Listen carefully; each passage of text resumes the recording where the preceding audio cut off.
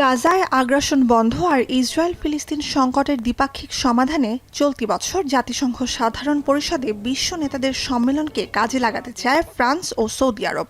নতুন কর্মপরিকল্পনায় গুরুত্ব পাচ্ছে 1967 সালের মধ্যপ্রাচ্য যুদ্ধে ইসরায়েল দখলকৃত অঞ্চলে ফিলিস্তিনি রাষ্ট্র প্রতিষ্ঠা, যা ঘটবার আগেই রাষ্ট্র হিসেবে ফিলিস্তিন স্বীকৃতি পেয়ে গেছে বিশ্বের বেশিরভাগ দেশের।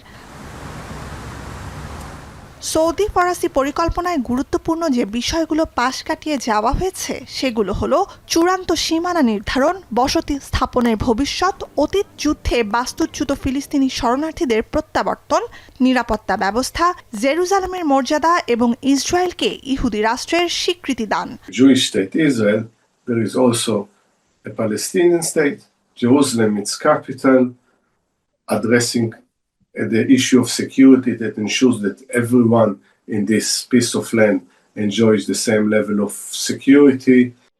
এমন পরিস্থিতিতে ফিলিস্তিন রাষ্ট্রের আন্তর্জাতিক স্বীকৃতিকে ইসরায়েলের ওপর আঘাত হিসেবে দেখছেন দেশটির প্রধানমন্ত্রী বেনয়ামিন নেতানিয়াহু। এই চাপ ঠেকাতে অবরুদ্ধ পশ্চিম তীর স্থায়ীভাবে আত্মসাৎ সহ যে কোনো ধরনের একতরফা পদক্ষেপ নেয়ার হুমকি দিয়ে রেখেছেন তিনি। অন্যদিকে আগেই প্রেসিডেন্ট সহ ফিলিস্তিনি সব কর্মকর্তাদের জাতিসংঘ সাধারণ পরিষদের অধিবেশনে আসা ঠেকাতে তাদের ভিসা বাতিল করেছে ইসরায়েলের ঘনিষ্ঠতম মিত্র যুক্তরাষ্ট্র। সব মিলিয়ে ফিলিস্তিনিদের স্বাধীনতা অর্জনের স্বপ্ন যেন আরও নাগালের বাইরেই চলে যাচ্ছে। To stop the genocide and impose the sort of sanctions that are utterly necessary to stop Israel's atrocities. তবে ভোরের আলো ফোটার আগে রাতের গভীর অন্ধকার এটি। এমন আশায় কয়েক ধাপের পরিকল্পনা নিয়ে এগোচ্ছে ফ্রান্স ও সৌদি আরব। সম্ভাব্য প্রস্তাব, আন্তর্জাতিক সহযোগিতায় ফিলিস্তিনি কর্তৃপক্ষ শাসিত ডিমিলিটারাইজড রাষ্ট্র গঠন। পরিকল্পনার আওতায় আছে গাজায় ইসরায়েলি আগ্রাসন তাৎক্ষণিক বন্ধ ও পূর্ণাঙ্গ সেনা প্রত্যাহার।